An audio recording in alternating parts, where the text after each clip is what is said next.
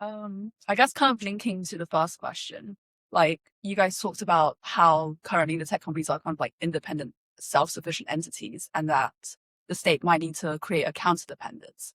From Mm. that, then I can only imagine like what, especially in the West, how the public will react to like the state trying to become more embedded in like the tech sector. Like, I don't know, on the level of like, let's say the CCP is in the Chinese tech, like there's just going to be like cries about, I don't know, censorship or something like that. And like, all like Elon Musk's going to be like tweeting, like the UK's doing this and like they're trying to like encroach on freedom and like innovation, things like that. So like, is it too late for the state to kind of try and embed itself in that, in like the rise of tech? I think it depends on what level, it's sort of on what level in the stack, right? So is it in the, and I think the information space is really unique, but I think if it's in the structural level for the cyber physical elements, so whether that's in making sure you have sovereign cables, making sure you've got satellite access, or then I think, again, it goes back to people don't really care because it's part of the infrastructure to the service that enables. So if you think about it, it's the enabler. But you're right. If you were going to, would anybody use here in the UK, particularly, a government-owned version? We all used to, because before, we used the telephone, and that was sort of nationalized at one point. Yep. Nobody cared Yep. about using the telephone, but how many people would use a government-owned platform? And this is always the irony about data privacy, right? And data ownership and data privacy is that people get up in arms. You see this in the arguments on digital ID. People get absolutely obsessed with the concept of I don't want government to have my data, but I hand it over to TikTok every single day. So you're right. So it really depends at what level, and then the government makes these choices of what level strategically do they need to have that investment, because it's an enabler to everything else, and people don't care about it. And what bit? But you're right. Would it be worth the investment? No, nobody's going to use it. One more question, please.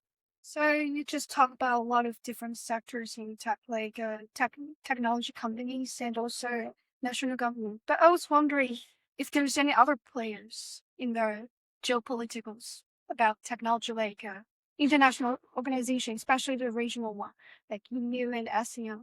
How does they impact the geopolitics of technology?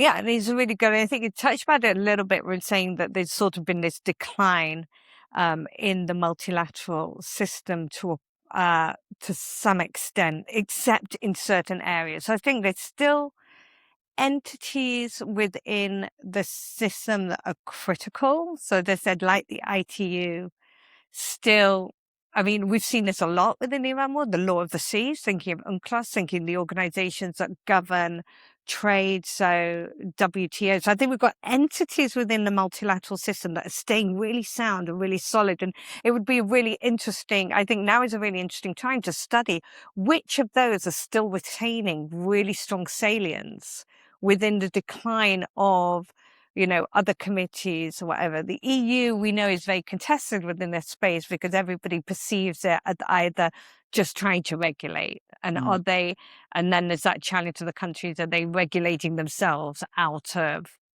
competition? We've not seen, and you're right, with what's been a late comer to the table. So ASEAN, and if you really sort of like the OAU and sort of things, they've been sort of trying to get together a little bit more, but they have, even if you look, and there's huge challenges to it, but it goes back to your competition and collaboration in this picture that everybody's worried about constraining themselves. But even if you look at something like the cyber convention, like the Malabo Convention in Africa, which is for everybody's benefit, they only barely just got enough ratifications for it to come into force out of, I think it took 17 countries out of the 50 plus to bring this into force.